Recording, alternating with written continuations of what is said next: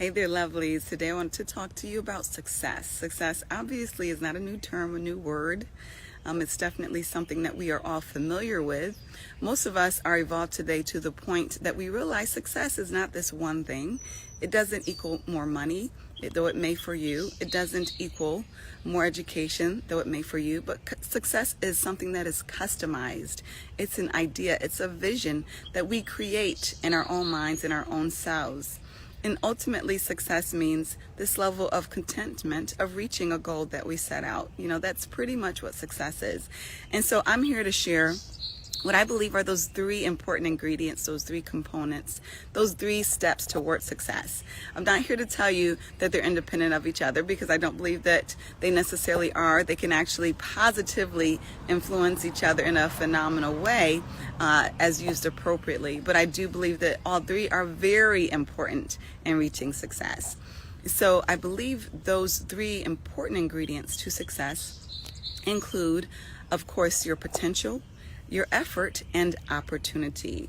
I've heard others say, where opportunity meets preparation. And I'm not to say that I don't believe that also are that those aren't two major ingredients, but I believe potential is a huge one. I really do.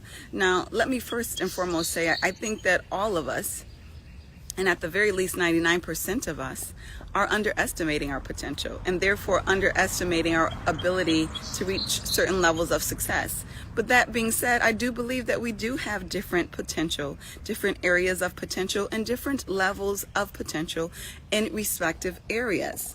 So like I said, these three elements can definitely influence each other without a doubt. So for sure, if you get an opportunity, that opportunity may cultivate more skill sets, more talents, give you more life to your gifts, to the point where your potential increases, for sure. It's the same goes with your effort. The more effort you make, of course, the more you're going to increase that potential. And then you can also make effort in order to find an opportunity. So that being said, I'm not here to tell you that they are mutually exclusive of each other. Definitely not. And they can definitely be interdependent and having an influence on each other. But I do think that they are all key ingredients. So let's talk a little bit about those and what they look like as they manifest, or, and that, for that matter, don't manifest in your life. Potential being one. Is this something that you're really able to do? Do you have the capabilities, whether it's one, do you have the gifts? Was this something that you were just born doing, knocking it out the box? That's what potential looks like.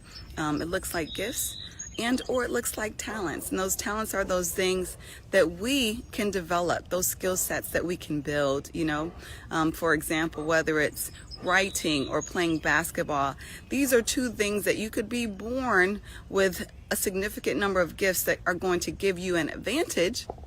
But these are also things that we can build talents toward, right? These are often things that we can do better in our own accord by practicing. Build those talents around it that in turn increase our potential.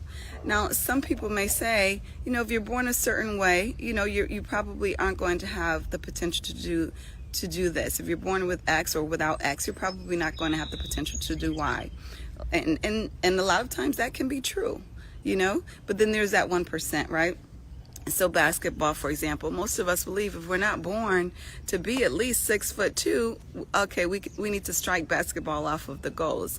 And then you have an anomaly come around, once every maybe 50 years, we don't know, a Spud Webb who's dunking and doing all these miraculous things at about, I believe he was about 5'6", something of that nature, who's totally going to defy nature in every single level. And that's what God does, right? Sometimes he's going to surprise us and be like, whoa, I didn't think I could do that. And those types of things you can only do through God, right? If you're not born, knowing that you are fitting into this box, and I'm not going to tell you that God isn't going to make those exceptions. And what is often is going to be required is for you're going to need to hear from him closely, right? To tell you, are you the exception to the rule? But that being said, you're still going to need that potential at the end of the day, whether it's lining up in a preparatory way regarding that success that you're going after, or if it's something specifically God said, you know what, you're an anomaly, but you're going to do it. You stutter like crazy, your articulation isn't there, but I need you to be a public speaker for me.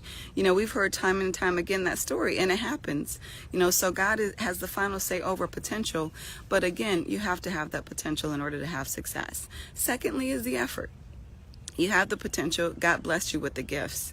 Are you lazy with the gifts? Now, if you're lazy with the gifts, 9 times out of 10, that success is not going to come. Now, you may have this miraculous, thing just land on your porch, and it happens sometimes. But 9 times out of 10, if you don't have the effort, success is not going to be there, even with the most phenomenal gifts. And we've seen it. We've seen people blow our minds away, whether it's with singing or the way that they calculate mathematics or the way that they make strategic decisions.